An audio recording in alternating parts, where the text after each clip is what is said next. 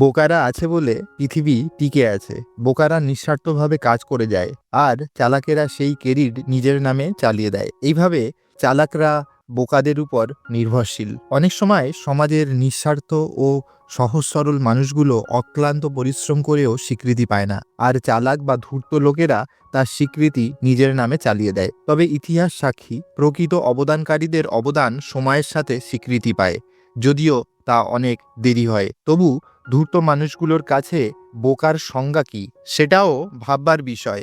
যদি বোকা বলতে সৎ, পরিশ্রমী ও হৃদয়বান মানুষদের বোঝাচ্ছে, তারা আসলে বোকা নয়, বরং মানবতার আসল চালিকা শক্তি। পৃথিবী এইভাবেই টিকে আছে। কেউ নিঃস্বার্থভাবে কাজ করে, আর কেউ সেই সুযোগের সদ্ব্যবহার বা অপব্যবহার করে। এই বর্ণনার জন্য আপনি যদি একজন বোকা মানুষ হন, তাহলে মন খারাপ করবেন না। সৎ, পরিশ্রমী, হৃদয়বান মানুষের কারণেই পৃথিবী এখনও মানবিকতার শেষ আলোটুকু ধরে রেখেছে।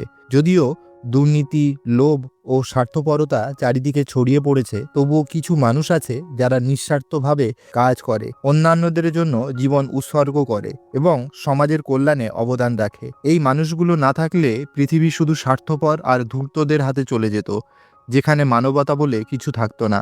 বোকা মানুষগুলো কিভাবে পৃথিবীকে ধরে রেখেছে? তারা বিপদে আপদে মানুষের পাশে দাঁড়ায়, বিনা স্বার্থে অন্যদের সাহায্য করে এবং সমাজে শান্তি ও সহমর্মিতার পরিবেশ বজায় রাখে। সততার জন্য তারা অন্যায়ের বিরুদ্ধে দাঁড়ায়, দুর্নীতির বিরুদ্ধে লড়াই করে এবং সমাজকে ন্যায়ের পথে পরিচালিত করে। তারা তাদের নৈতিক শিক্ষা, সততা ও মূল্যবোধের মাধ্যমে ভবিষ্যৎ প্রজন্মকে সুসংগঠিত করে, যাতে সমাজের ভালো মানুষ তৈরি হয়। যদি তারা না থাকতো, তাহলে কি হতো? লোভী ও অসৎ লোকেরা পুরো সমাজকে ধ্বংসের দিকে নিয়ে চলে যেত, মানবিকতা বিলীন হয়ে যেত, দুর্নীতি ও বিশৃঙ্খলার রাজত্ব করত, অসহায় ও দুর্বলরা চরম দুর্ভোগে পড়ত, কারণ তাদের পাশে কেউ দাঁড়াতো না। সভ্যতা থমকে যেত, কারণ শুধুমাত্র স্বার্থপরতা দিয়ে একটি সমাজকে টিকিয়ে রাখা যায় না। সুতরাং এই সৎ ও পরিশ্রমী মানুষরাই পৃথিবীকে টিকিয়ে রেখেছে। যদিও তারা সবসময় স্বীকৃতি পায় না, কিন্তু প্রকৃতিতে এটা ন্যায় বিচার আছে। তারা ইতিহাসের ভালো মানুষের তালিকায় থেকে যায়,